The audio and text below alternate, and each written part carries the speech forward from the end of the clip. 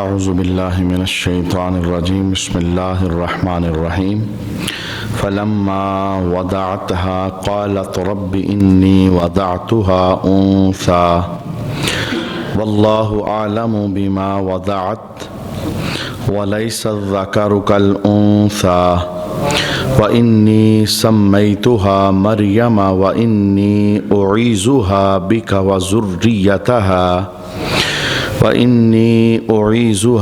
وذريتها من الشيطان الرجيم صدق الله مولانا العظيم إن الله وملائكته يصلون على النبي يا أيها الذين آمنوا صلوا عليه وسلموا تسليما اللهم صل على سيدنا ومولانا محمد وعلى آل سيدنا ومولانا محمد مبارک وسلم وصلی علیہ صلاۃ والسلام علیک یا سیدی یا رسول اللہ صلاۃ والسلام علیک یا سیدی یا حبیب اللہ صلاۃ والسلام علیک یا سیدی یا شفیع المذنبین وعلی آلک واصحابک یا سیدی یا رحمت للعالمین۔ پھر جب عمران کی بیوی نے بچی کو جنم دیا تو اس نے کہا، اے میرے رب، میں نے تو لڑکی کو جنم دیا ہے، حالانکہ اللہ بہتر جانتا ہے جو اس نے جنا، اور وہ لڑکا جس کی خواہش تھی اس لڑکی جیسا نہیں جو اسے عطا کی گئی۔ اور اس نے کہا کہ میں نے اس بچی کا نام مریم رکھا، اور میں اسے اور اس کی اولاد کو شیطان مردود کے شر سے تیری پناہ میں دیتی ہوں۔ صدق اللہ مولانا العظیم۔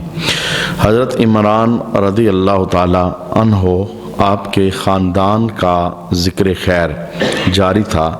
گزشتہ نشست کے اندر بھی چند باتیں ہم نے تعارف کے طور پر سماعت کی تھی۔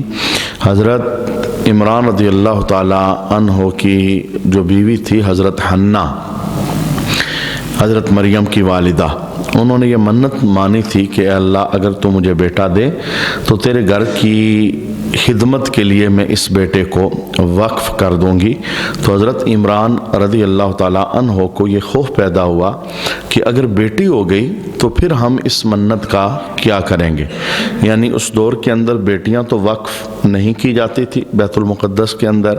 بیت المقدس کے اندر علماء ہر وقت عبادت کے لیے موجود رہتے تھے۔ اس وقت 27 علماء بیت المقدس کے اندر ہر ٹائم اللہ کی عبادت میں مصروف تھے۔ انہی علماء کے اندر حضرت عمران رضی اللہ تعالی عنہ آپ بھی شامل تھے، یعنی حضرت مریم کے والد گرامی۔ ابھی حضرت مریم کی پیدائش نہیں ہوئی تو آپ کا انتقال ہو گیا، یعنی حضرت عمران رضی اللہ تعالی عنہ آپ دنیا سے تشریف لے گئے۔ تو پھر رب کائنات نے کرم فرمایا اور حضرت حنہ رضی اللہ تعالی عنہا کے گھر پیاری مریم کی ولادت ہوتی ہے۔ تو جب حضرت مریم پیدا ہوئی تو آپ نے افسوس کیا۔ افسوس اس بات کا نہیں تھا کہ بیٹی مل گئی ہے، چونکہ بیٹی کی ولادت پر افسوس یہ کفار کا طریقہ ہے، اور حضرت حنہ حضرت عمران یہ صالحین کا خاندان تھا، یہ ساری بات جانتے تھے۔ بچی کی پیدائش پر افسوس نہیں تھا، افسوس اس بات کا حضرت حنہ کر رہی تھی کہ میں منت اور نظر پوری نہیں کر سکوں گی۔ میں نے منت یہ مانی تھی کہ اگر بیٹا ہوا تو اسے میں اللہ کے گھر کی خدمت کے لیے وقف کر دوں گی، لیکن اب یہ تو بیٹی ہے، اب میں اسے کیسے اللہ کے گھر کی خدمت کے لیے وقف کروں، چونکہ بیٹیاں تو وقف نہیں کی جاتی۔ تو رب کائنات نے آپ کے اس افسوس کرنے پر حضرت مریم کی شان کو بیان فرمایا۔ قرآن کے لفظ توجہ کے قابل ہیں۔ اللہ فرماتا ہے وَلَيْسَ الذَّكَرُ كَالْأُنثَى، اللہ فرماتا ہے جو اس نے جنا اور وہ لڑکا جس کی خواہش تھی اس لڑکی جیسا نہیں ہو سکتا۔ یعنی جو آپ چاہتی تھی کہ بیٹا مل جائے، ہم نے آپ کو بیٹی دی ہے، اور اگر دونوں کا تقابل کیا جائے تو اس بیٹی کا کائنات کے اندر کوئی بیٹا مقابلہ نہیں کر سکتا۔ وجہ کیا تھی؟ وجہ یہ تھی کہ کچھ زمانے بعد اسی بیٹی مریم کی گود میں اللہ نے عیسیٰ جیسا عظیم الشان پیغمبر بھجوانا تھا۔ ظاہر ہے مقابلہ تو تھا ہی نہیں، یہی وجہ ہے اس زمانے کی جتنی بھی عورتیں تھیں اللہ رب العالمین نے حضرت مریم رضی اللہ تعالی عنہا کو تمام عورتوں پر فضیلت عطا فرمائی اس زمانے کی. حضرت فاطمہ الزہرا رضی اللہ تعالی عنہا، حضرت خدیجہ الکبریٰ رضی اللہ تعالی عنہا، حضرت ام عائشہ صدیقہ رضی اللہ تعالی عنہا، یہ تو جہان بھر کی عورتوں سے افضل ہیں، چونکہ ان کا تعلق رسول اللہ صلی اللہ علیہ وآلہ وسلم کی ذات والا شان کے ساتھ ہے. جیسے نبی کریم علیہ السلام تمام انبیاء سے افضل ہیں، تو حضور کی جو آل ہے اور حضور کی جو ازواج ہیں، بیٹیاں ہیں، وہ بھی تمام جہان کی عورتوں سے فضیلت والی ہیں. حضرت مریم رضی اللہ تعالی عنہا اس جہان کی تمام عورتوں سے فضیلت والی تھی. اچھا، یہاں سے یہ بھی پتہ چلا کہ بعض اوقات یوں بھی ہوتا ہے کہ عورت مرد سے افضل ہو جاتی ہے. جیسے کہ حضرت مریم رضی اللہ تعالی عنہا کے متعلق رب کائنات نے ارشاد فرمایا کہ یہ بیٹا جو آپ مانگ رہے تھے نا، اس سے یہ بہتر ہے، یہ خیر والی ہے، یہ فضیلت والی ہے. اور اوصاف کی وجہ سے اللہ تعالیٰ عورت کو مرد پر فضیلت دے سکتا ہے، اس کا کوئی انکار نہیں ہے. اچھا، جس وقت دنیا کے اندر پیاری مریم کی جلوہ گری ہوتی ہے تو حضرت حنا جو جملہ بولتی ہیں، کیا کہتی ہیں؟ وَإِنِّي سَمَّيْتُهَا مریم، میں نے اس بچی کا نام مریم رکھا ہے. مریم کہتے ہیں عابدہ کو، خادمہ کو، پاک دامن کو، یہ سارے معنی اس کے موجود ہیں. اور ساتھ آپ نے ایک دعا مانگی، کہا میں نے نام اس کا یہ رکھا ہے، اور پھر اللہ کے دربار کے اندر آپ نے یہ دعا مانگی. یہ وہ دعا ہے، باپوں کو یہ دعا یاد کرنی چاہیے، ماؤں کو یہ دعا یاد کرنی چاہیے. اولاد کے حق کے اندر ان الفاظ کے ساتھ اگر ماں دعا مانگے، باپ دعا مانگے، تو اللہ تعالیٰ اس دعا کو قبول فرماتا ہے. کیونکہ حضرت مریم کی جو والدہ حنا تھی، انہوں نے پیاری مریم کے حق میں اور آپ کی ساری اولاد کے حق کے اندر جو دعا مانگی، اللہ نے اسے قبول فرمایا. اور پھر باقاعدہ علماء مفسرین نے لکھا کہ ان الفاظ کے ساتھ اگر بندہ اپنی اولاد کے حق میں دعا مانگے، اور دعا بڑی عظیم الشان ہے، پہلے دعا کے لفظ سماعت کریں، پھر میں اس پر چند باتیں آپ کی خدمت میں عرض کرتا ہوں. آپ نے اللہ کے دربار میں ان کلمات کے اندر دعا مانگی. حضرت حنا نے، جو حضرت مریم کی والدہ تھی، کہتی ہیں وَإِنِّي أُعِيذُهَا بِكَ وَذُرِّيَّتَهَا مِنَ الشَّيْطَانِ الرَّجِيمِ، اور میں اسے اور اس کی اولاد کو شیطان مردود کے شر سے تیری پناہ میں دیتی ہوں. یعنی آسان لفظوں کے اندر آپ نے یہ دعا مانگی کہ اے اللہ، میری بیٹی کو بھی شیطان سے بچانا اور میری بیٹی کی ساری اولاد کو بھی شیطان سے بچانا. اچھا، شیطان ازل سے مسلمانوں کا، انسانوں کا دشمن ہے. اس وقت بھی شیطان دشمن تھا، آج بھی دشمن ہے، قیامت تک جتنے آئیں گے ان کا بھی شیطان دشمن ہے. اور اس نے دشمنی ہر دور کے اندر نبھائی ہے، اس نے اپنا کام ہر دور کے اندر کیا ہے. جو یہ کہہ کر نکلا تھا نا اللہ کے دربار سے کہ اے اللہ، میں تیرے بندوں کے سیدھے رستوں کے اندر بیٹھوں گا، میں نے گمراہ کروں گا، میں نے دوزخ کی طرف لے کر جاؤں گا، یہ وہ کام پورا کر رہا ہے. انسان کو گمراہ کر دیتا ہے، سیدھی راہ سے انسان کو غافل کر دیتا ہے، بڑی محنت کرتا ہے. نماز کے لیے اگر بندہ آ جائے مسجد کے اندر تو باہر جائے تو یہ پورے سرداروں اور پورے قبیلوں کے ساتھ یہ دروازے پر کھڑا ہوتا ہے، اور اس کی کوشش یہی ہوتی ہے کہ اب بندہ آیا ہے اگلی نماز میں نہ آئے، اگلی میں آ جائے تو پھر یہ محنت کرتا ہے کہ اگلی میں آیا تو اس سے اگلی میں نہ آئے. یعنی نمازیوں کو نہیں چھوڑتا. تو جو بے نمازی ہیں ان پر اس کا کتنا وار ہوتا ہوگا اور ان پر اس کا کتنا حملہ ہوتا ہوگا. اچھا، جو ہماری اولادیں ہیں، اولاد کے حق کے اندر ماں باپ کو دعا کا ہتھیار استعمال کرنا چاہیے.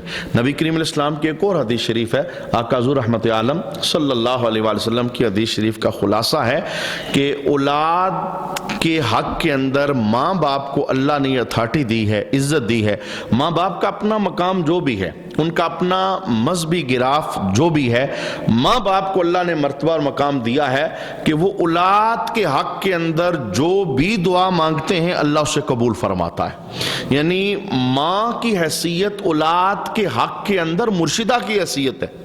اور باپ کی حیثیت اولاد کے حق کے اندر مرشد کی حیثیت ہے، بہت بڑا مقام اور مرتبہ ہے۔ اور ہمارے ہاں ماں باپ اس ہتھیار کو استعمال نہیں کرتے، باقی چارہ جوئیاں کرتے ہیں، اسباب کرتے ہیں، بچوں کا مستقبل روشن بناتے ہیں، تعلیم انہیں اچھی دیتے ہیں، نوکریاں اچھی دلواتے ہیں، کاروبار اچھا کرواتے ہیں، لیکن جو سب سے بڑا مقصد تھا اس مقصد کو پورا نہیں کرتے۔ وہ مقصد کیا ہے؟ اولادوں کو شیطان کی مداخلت سے بچانا۔ اولاد ہے بے نمازی ہے، کس کام کی ہے؟ اولاد ہے بے حیا ہے، کس کام کی ہے؟ اولاد ہے جھگڑالو ہے، ہر آئے دن فتنوں کے اندر ماں باپ کو مبتلا کرتی ہے، کس کام کی ہے؟ اولاد بعض اوقات سخت آزمائش ہوتی ہے۔ تو ماں باپ کے لیے قرآن پاک کی اس آیت میں بڑا گہرا سبق ہے کہ ماں باپ کو اولاد کے حق کے اندر، اولاد کہے نہ کہے، ماں باپ کو یہ ہتھیار استعمال کرنا چاہیے، یعنی اپنی نمازوں کے اندر، اپنی قرآن کی تلاوتوں کے بعد، صبح شام خلوتوں جلوتوں میں اولاد کے حق کے اندر دعائیں مانگنی چاہیے، کیونکہ اللہ نے خود اتھارٹی دی ہے کہ ماں باپ اولاد کے حق کے اندر جو دعا مانگیں گے اللہ اسے قبول فرمائے گا۔ حدیث شریف میں یہاں تک موجود ہے، مدینہ شریف کے اندر ایک عورت اپنے بیٹے کے ساتھ آئی تھی، پورا خاندان چھوڑ کے اس نے کلمہ پڑھا، خاندان مسلمان نہیں تھا لیکن وہ عورت اپنا بیٹا لے کے رسول اللہ کے دربار کے اندر آ گئی، اس نے کلمہ پڑھ لیا۔ پھر ایسا ہوا بیٹا ایک جنگ کے اندر شریک ہوا تو بیٹا شہید ہو گیا۔ ماں کو جب خبر دی گئی تو وہ آئی اپنے بیٹے کی میت پر، تو اس نے اس موقع پر جو دعا مانگی، جو لفظ بولے کہ اے اللہ مجھے اپنے بیٹے کی شہادت پر ناز ہے، لیکن جس خاندان سے میں نکل کے آئی ہوں وہ باتیں کریں گے کہ اس نے اسلام قبول کیا ہے، بیٹا کھو بیٹھی ہے، اے اللہ میں دعا مانگتی ہوں میرے بیٹے کو زندگی عطا فرما۔ صحابہ کہتے ہیں ہم نے اپنی نگاہوں سے دیکھا، آنکھوں سے دیکھا کہ شہید ہو چکا ہوا بیٹا، اللہ تعالیٰ نے ماں کی دعا کا صدقہ اسے دوبارہ زندگی عطا فرما دی۔ تو یہاں تک یعنی اللہ تعالیٰ ماں باپ کی دعا کو قبول فرماتا ہے، لہذا ماں باپ کو اس ہتھیار کے استعمال کرنے کے اندر غفلت نہیں کرنی چاہیے، اور خاص کر کے جب اولادیں گھروں سے باہر نکلتی ہیں تو ماں باپ کو اولاد کے لیے حفاظت والی دعا کرنی چاہیے کہ اے اللہ ہمارے بیٹے کو، ہماری بیٹی کو خیر سے، حفاظت سے گھر واپس لوٹانا، چونکہ ہم نے اپنی نگاہوں سے دیکھا ہے بعض اوقات اولادیں گھر سے نکلتی ہیں لیکن واپس وہ خود نہیں آتی، ان کی میتیں گھروں کے اندر پہنچتی ہیں۔ تو ماں باپ کو یہ دعا اور اس ہتھیار کو استعمال کرنا چاہیے، اور خاص کر کے اپنی اولادوں کی ہدایت کے لیے شیطان کی مداخلت اولادوں کی زندگی میں نہ ہو، اس کے لیے ماں باپ کو کڑن کے ساتھ رو رو کر اللہ کے دربار کے اندر دعائیں مانگنی چاہیے، کیونکہ ہو سکتا ہے ہم اپنی اولاد کو نہ سمجھا سکیں، اور ہو سکتا ہے ہم اپنی اولاد کو اس رستے پر نہ ڈال سکیں، لیکن اللہ جسے ہدایت کا رستہ دیتا ہے، جسے سیدھی راہ دیتا ہے، پھر اللہ اسے اپنے دربار میں جھکا دیتا ہے۔ لہٰذا اللہ کے دربار سے رجوع کرنا چاہیے اولادوں کے سلسلے کے اندر کہ اے اللہ ہماری اولادوں کو اور ہماری اولادوں کی نسلوں کو شیطان کی مداخلت سے حفاظت عطا فرما، اور انہیں اپنی راہ کا مسافر بنا۔ یقین جانیے یہی فائدہ ہے اولاد کا۔ 10 بیٹے بھی بندے کے ہوں لیکن نکمے ہیں، نکھٹو ہیں، مذہب کی میم تک نہیں جانتے، سجدے کا نور ان کی پیشانیوں میں نہیں ہے، بالکل کوئی فائدہ نہیں، بالکل کوئی فائدہ نہیں۔ اس بچے کا فائدہ ہے ماں باپ کو جو بچہ مذہبی راہوں کا مسافر ہے، جو قرآن پڑھنے والا ہے، نماز پڑھنے والا ہے، دعائیں کرنے والا ہے۔ یہ ماں باپ جا کے قبر میں لیٹیں گے، یہ دعائیں پل پل میں ماں باپ کو قبر تک پہنچائے گا، وگرنہ خالی اولاد کا کوئی فائدہ نہیں ہوتا۔ اچھا، آپ نے حضرت حنہ نے حضرت مریم کے لیے، مریم کی اولاد کے لیے یہ خوبصورت دعا مانگی، تو رب کائنات نے اس کے بعد کیا ارشاد فرمایا؟ فَتَقَبَّلَهَا رَبُّهَا بِقَبُولٍ حَسَنٍ وَأَنبَتَهَا نَبَاتًا حَسَنًا۔ اللہ ارشاد فرماتا ہے تو اس کے رب نے اسے اچھی طرح قبول کیا اور اسے خوب پروان چڑھایا۔ اچھا یعنی انا کے دل کے اندر ڈر یہ تھا کہ میری منت تو پوری نہیں ہوگی، چونکہ یہاں تو بیٹے قبول ہوتے ہیں خدمت کے لیے، بیت المقدس کی خدمت کے لیے، مجھے تو بیٹی ملی ہے۔ تو رب کائنات نے کہا کہ ہم نے اس ڈر کو دور کرتے ہوئے مریم کو اپنے گھر کی خدمت کے لیے قبول فرما لیا۔ یعنی ویسے تو بیٹیاں نہیں آتی تھی لیکن ہم نے مریم کو قبول کیا۔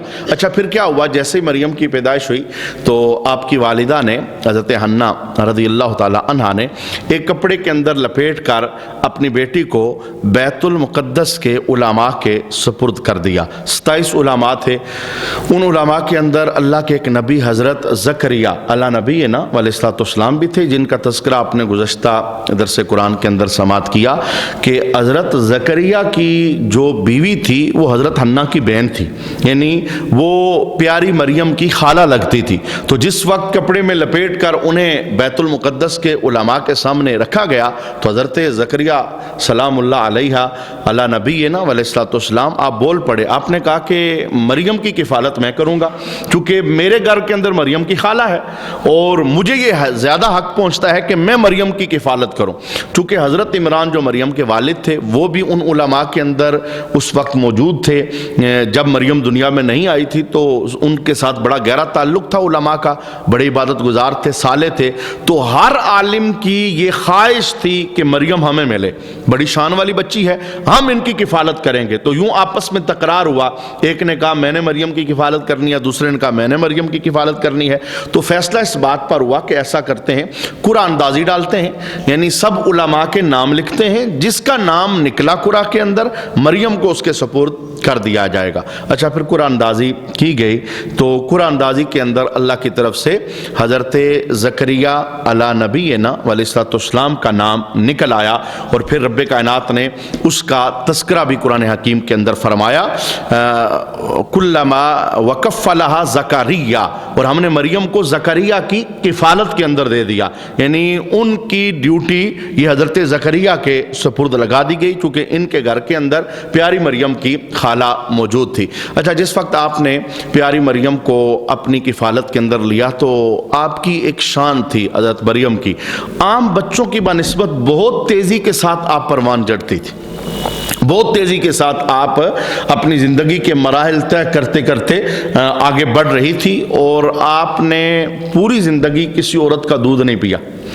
آپ کی خوراک کا بندوبست اللہ نے جنت سے فرمایا ہوا تھا، اور ایسا عظیم الشان بندوبست حضرت زکریا خود کہتے ہیں، قرآن میں موجود ہے، کلما دخل علیہ زکریا المحراب، کہ حضرت زکریا جس وقت محراب میں داخل ہوئے جہاں حضرت مریم عبادت کرتی تھی، تو انہوں نے وہاں کیا دیکھا؟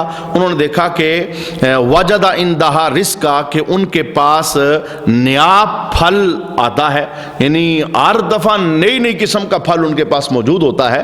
تو حضرت زکریا سوال کرتے ہیں پیاری مریم سے، قال یا مریم ان لکی ھذا، اے مریم یہ تمہارے پاس کہاں سے آ جاتا ہے؟ یعنی جب بھی میں تمہارے پاس آتا ہوں محراب میں دیکھتا ہوں نیا نیا پھل تمہارے پاس موجود ہوتا ہے۔ تو پیاری مریم نے آگے سے جواب دیا، قالت ہوا من عند اللہ، انہوں نے جواب دیا یہ اللہ کی طرف سے ہے، یہ اللہ تعالیٰ میرے لیے بھجواتا ہے اور رزق کا اہتمام کرتا ہے۔ اور پھر پیاری مریم نے اللہ کی شان بیان فرمائی، ان اللہ یرزق من یشاء بغیر حساب، بے شک اللہ جسے چاہتا ہے بے شمار رزق عطا فرماتا ہے۔ اچھا حضرت زکریا اللہ نبی ہے نا علیہ السلام، بڑے عظیم الشان نبی تھے، آپ کی عمر اس وقت تھی 120 سال۔ تو آپ نے یہ منظر جب دیکھا نا، حضرت حنا کے دل میں خواہش کیسے پیدا ہوئی تھی کہ اللہ اولاد دے۔ آپ نے ایک چڑیا کو دیکھا کہ وہ اپنے بچے کے ساتھ محبت کر رہی ہے، اسے دانہ کھلا رہی ہے، تو آپ کے دل میں خواہش پیدا ہوئی، تو رب کائنات نے ان کی دعا کو قبول فرمایا۔ تو حضرت زکریا نے جس وقت یہ منظر دیکھا کہ بغیر موسم کے اللہ پھل دے رہا ہے مریم کو جنت سے، بغیر موسم کے، یعنی ایک پھل کا موسم ہوتا ہے، پھل ملتا ہے، یہ تو بات سمجھ آتی ہے، پھل کا موسم نہیں، پھر بھی وہ مریم کے حجرے کے اندر موجود ہے، وہ بھی مریم کے پاس موجود ہے۔ تو آپ نے وہاں سے ایک بات کا اندازہ کیا، حضرت زکریا علیہ نبی ہے نا علیہ السلام نے، آپ نے یہ سوچا کہ جو اللہ بغیر موسم کے مریم کو جنت سے پھل دے سکتا ہے، اگر 120 سال کی عمر میں اس سے اولاد مانگوں تو مجھے اولاد بھی دے سکتا ہے۔ آپ کے دل میں اس وقت اولاد کا شوق پیدا ہوا. اچھا بیوی کی عمر کتنی ہے؟ 98 سال. اور آپ کی اپنی عمر کتنی ہے؟ 120 سال. تو اللہ کی ذات پر بندے کو توکل کرنا چاہیے اور اللہ کی ذات پر بندے کو بھروسہ کرنا چاہیے. ممکن ناممکن یہ بندوں کے اعتبار سے ہے. بندوں کے لیے کچھ چیزیں ممکن ہوتی ہیں اور کچھ چیزیں ناممکن ہوتی ہے. اللہ تعالیٰ کے لیے کوئی چیز بھی ناممکن نہیں ہے، وہ قادر مطلق ہے. اچھا دیکھیں حضرت زکریا علیہ نبی علیہ الصلوۃ والسلام، آپ کے دل میں جب یہ شوق پیدا ہوا نا کہ جب مریم کو بغیر موسم کے پھل مل سکتے ہیں تو اس عمر میں مجھے بھی اولاد مل سکتی ہے، تو آپ نے دعا کی. ذرا دعا کے لفظ سنیے. آپ نے جو دعا کی اس دعا کے اندر بھی بڑا خوبصورت سبق موجود ہے والدین کے لیے جو اولاد کی طلب رکھتے ہیں یا اولاد جنہیں مل چکی ہے ان کے لیے. آپ نے دعا کیا کی؟ ہنالک دعا زکریا ربہ، وہیں زکریا نے اپنے رب سے دعا مانگی اسی جگہ پر جہاں حضرت مریم کے پاس جنت سے پھل آ رہا تھا. اچھا حضرت زکریا خود کون ہے؟ نبی. حضرت مریم یہ نبیہ نہیں ہے، چونکہ عورتوں کے اندر نبوت نہیں ہوتی. آپ ولیہ ہیں، ایک نبی کی ماں بننے والی ہیں. جہاں پر آپ عبادت کرتی تھی وہاں اسی مقام پر آپ نے دروازہ بند کیا بیت المقدس کا، تو حضرت زکریا نے وہاں پر دعا مانگی. دعا کے لفظ کیا تھے؟ آپ نے اللہ کے دربار میں یوں دعا مانگی، قال رب هب لی من لدنک ذریۃ طیبہ. آپ نے عرض کی اے میرے رب مجھے اپنی بارگاہ سے پاکیزہ اولاد عطا فرما. صرف اولاد بڑی سخت آزمائش ہو سکتی. ماں باپ کو ہم نے یہ جملے بولتے دیکھے ہیں بیٹے کی کرتوت دیکھ کر، اگر تو نہ پیدا ہوتا تو ٹھیک تھا. یعنی بیٹیوں پر بیٹوں پر ماں باپ کے جملے بولتے ہیں. خالی اولاد بڑی سخت آزمائش ہو سکتی. تو اولاد اللہ سے جب بھی مانگنی چاہیے تو کن لفظوں کے ساتھ مانگنی چاہیے؟ اے اللہ پاکیزہ اولاد عطا فرما. حضرت ابراہیم نے جب اولاد کی دعا مانگی تھی آپ کی عمر بھی 90 سال تھی، تو آپ کی دعا کے لفظ کیا تھے؟ رب ہب لی من الصالحین، اے اللہ نیک اولاد عطا فرما. یعنی اولاد کی دعا جب بھی مانگی پاکیزہ اور نیک اولاد. اور اگر اولاد مل چکی ہے تو ماں باپ کی ڈیوٹی ہے کہ ان کی پاکیزگی، ان کی صالحیت، نیکی کے لیے ماں باپ دعا کرتے رہیں. کہ اللہ ہماری اولادوں کو طہارت دے دے، پاکیزگی دے دے، انہیں صالحیت کا رستہ عطا فرما، انہیں نیک لوگوں کا رستے پر چلنے کی توفیق عطا فرما. یعنی ماں باپ کے لیے یہ وظیفہ ہے، جنہیں اولاد مل چکی ہے ان کے لیے بھی، اور جو اولاد کے طلبگار ہیں کہ جب بھی اللہ کے دربار کے اندر دعا مانگنی ہے اولاد کے لیے تو خالی اولاد نہیں مانگنی بلکہ نیک اولاد مانگنی. خالی اولاد نہیں مانگنی بلکہ پاکیزہ اور صالح اولاد مانگنی ہے، تاکہ اللہ تعالیٰ ایسی اولاد دے جو مرنے کے بعد بھی ہمارے لیے صدقہ جاریہ کا سبب بن سکے. اچھا یہ جس جگہ پر حضرت مریم نے عبادت کی اور جنت سے آپ کے پاس پھل آئے، یہ عظیم الشان جگہ ہے، اور اس کے متعلق مفسرین نے 3 باتیں ارشاد فرمائی. سب سے پہلی بات یہ کہ وہ جگہ جہاں اللہ کی رحمت کا نزول ہوتا ہے، یہ جنت سے پھلوں کا آنا پیاری مریم کے پاس آپ کی عبادت گاہ میں اللہ کی رحمت کا نزول تھا. تو حضرت زکریا نے اسی جگہ پر دعا مانگی. مانا کیا تھا کہ جس جگہ اللہ کی رحمت کا نزول ہوتا ہے وہاں دعا مانگو تو اللہ دعا کو قبول فرماتا ہے. 2 جگہیں کائنات کے اندر بہت اونچی ہیں اور ہر وقت اللہ کی رحمتیں چھما چھم برستی رہتی. ایک ہے بیت اللہ شریف یعنی اللہ کا گھر، ہر وقت ہر روز 120 رحمتیں آسمان سے نازل ہوتی اور وہ دعاؤں کی قبولیت کی خاص جگہ ہے. اگر اللہ تعالیٰ وہاں پر لے جائے تو بندے کو دعاؤں کے اندر مبالغہ کرنا چاہیے، چونکہ وہ جگہ جہاں پر رب کی رحمتیں اترتی ہیں وہاں پر دعائیں قبول ہوتی ہیں. اور دوسری جگہ جہاں ہر وقت اللہ کی رحمتوں کا ساون برستا رہتا ہے وہ ہے رسول اللہ صلی اللہ تعالیٰ علیہ وآلہ وسلم کا روضہ اطہر. حضور رحمت عالم صلی اللہ علیہ وسلم کی مسجد پاک یعنی مسجد نبوی شریف اور حضور کا روضہ، ہر وقت اللہ کی رحمتوں کا نزول ہوتا ہے. تو قرآن پاک کے اس حصے سے یہ پتا چلا کہ خاص وہ جگہ جہاں اللہ کی رحمت اترتی ہو وہاں جا کے دعا مانگو تو اللہ دعا کو قبول فرماتا ہے. اور دوسری بات یہ بھی پتا چلی کہ جو اللہ کے ولی ہوتے ہیں، اللہ کے نیک بندے ہوتے ہیں، مقرب بندے ہوتے ہیں، ان سے کرامتوں کا ظہور ہو سکتا ہے. یہ قرآن سے بات ثابت ہے. مریم یہ نبیہ نہیں تھی، ولیہ تھی. یہ آپ کی کرامت تھی کہ جنت سے آپ کے لیے پھل آتا تھا. تو جو اللہ کے پیارے ہوتے ہیں، برگزیدہ لوگ ہوتے ہیں، مقرب ہوتے ہیں، ولی ہوتے ہیں اور منتخب لوگ ہوتے ہیں، ان کے ہاتھوں پر کرامتوں کا ظہور ہو سکتا ہے۔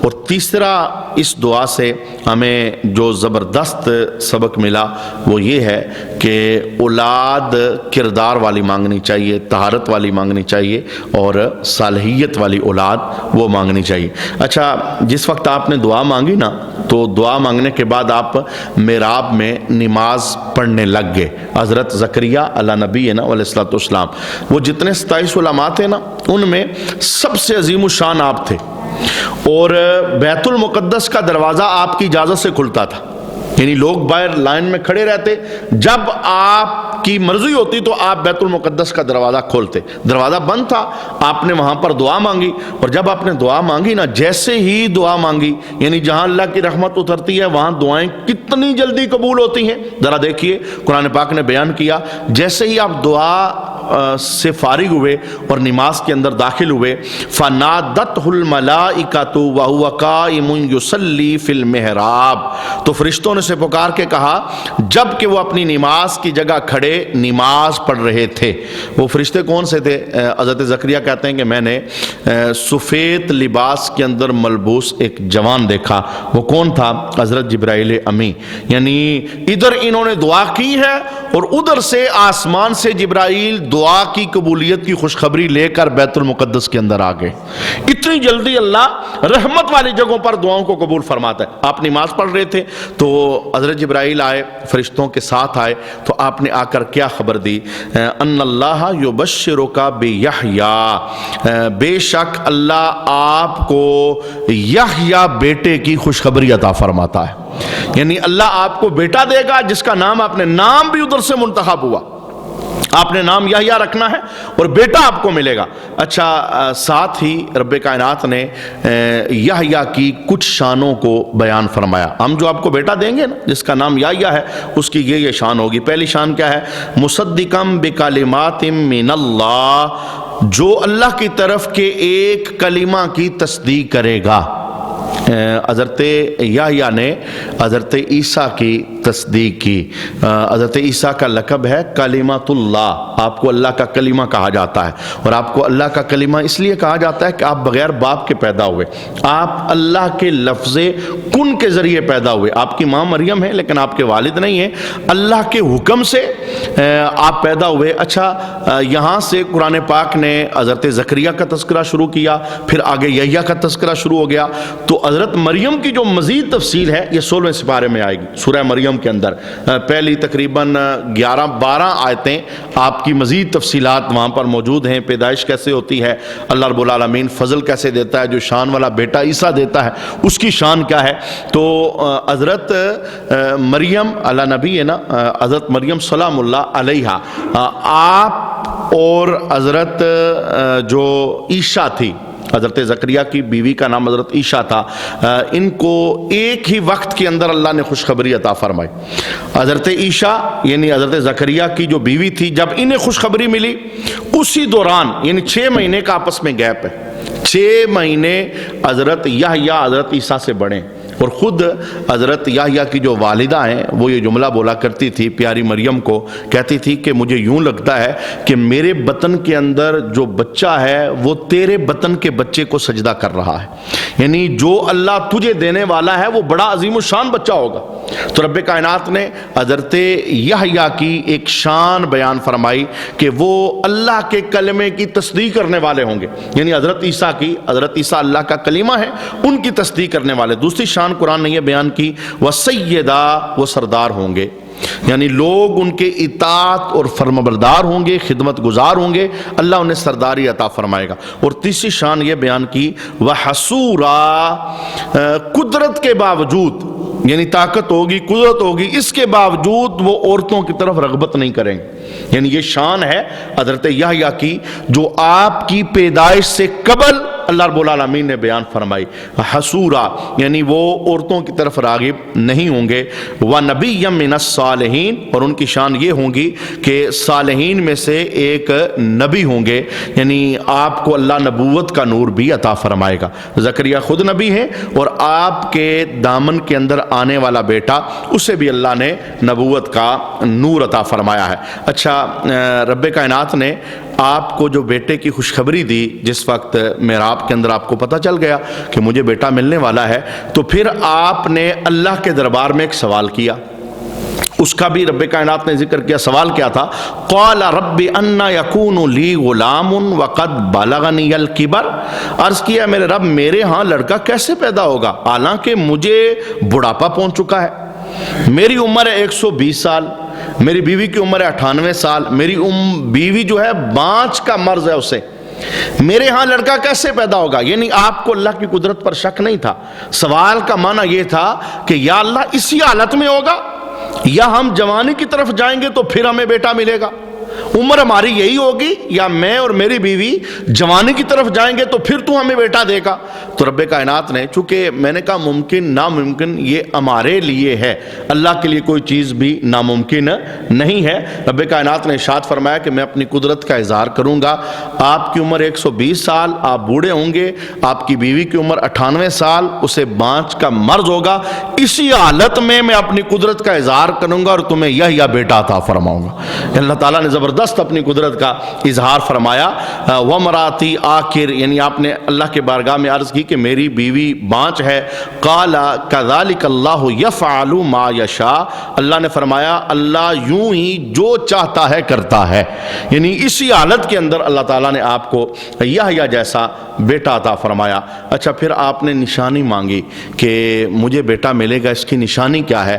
اس کی مزید تفصیل انشاءاللہ آنے والی نشست کے اندر ہم سماعت کریں گے۔ پاکیزہ ہستیوں کے ذکر کے توفیل اللہ ہمارے گناہوں کو معاف فرمائے اور اس گفتگو کو اللہ ہمارے لیے فائدہ مند بنائے۔